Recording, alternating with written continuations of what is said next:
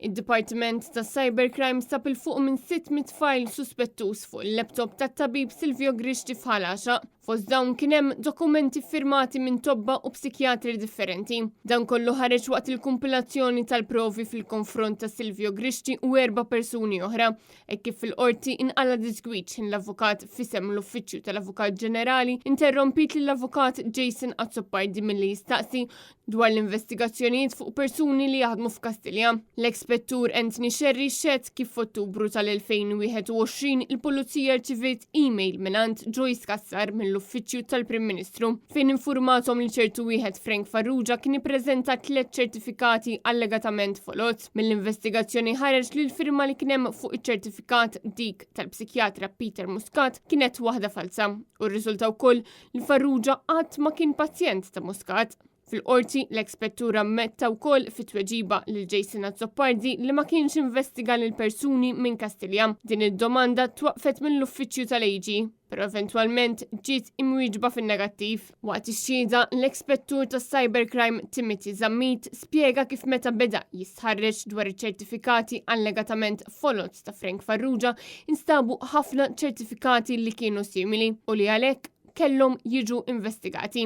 Zammi spjega wkoll li nstabu ċertifikati identiċi bismijiet differenti. Waqt il-kumpilazzjoni tal-provi quddiem il-Maġistrat Rachel Montabello xed ukoll Frank Farrugia nnifsu li spjega li hu marant it-tabib Silvio Grixti u dan għamillu 3 itri li ma kienx jista' jibqa' jmur għax-xogħol minħabba raġuni ta' saħħa mentali. Farrugia spjega li din l-ittra kienet iffirmata mill-psikjatra Peter Muscat, però dan Muscat qatt ma kien preżenti. Mistoqsi kif sar jaf bit-tabib Grixti, Farrugia ma wieġibx. Xed ukoll George Cremona, id-direttur tas-Sigurtà Soċjali li spjega li fil-fajl ta' ċertu Roger Aġus kien hemm overpayment war li dan applika għal diżabilità severa minħabba l-epilessija. Spjega wkoll li ċertifikat kien iffirmat minn Silvio Grixti u żied jgħid li b'kollox dan ħal fuq minn 43,000 euro u l-pagamenti waqfu biss f'ordni tal-Pulizija. Ir-riżulta wkoll li Aġus qatt ma ppreżenta l-liċenzja tas-sewqan l-Transport Malta, xi ħaġa li dan suppost tagħmel jekk kien ibati mill-epilessija.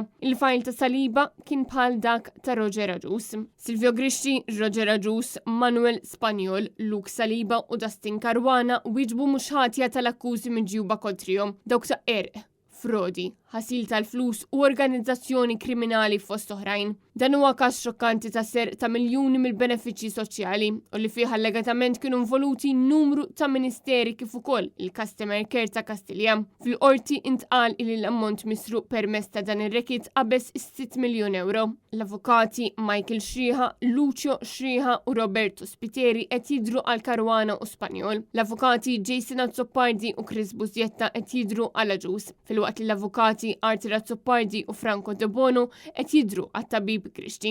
Għal Saliba qed jidhru l-avukati Jose Herrera u Matthew Xwireb.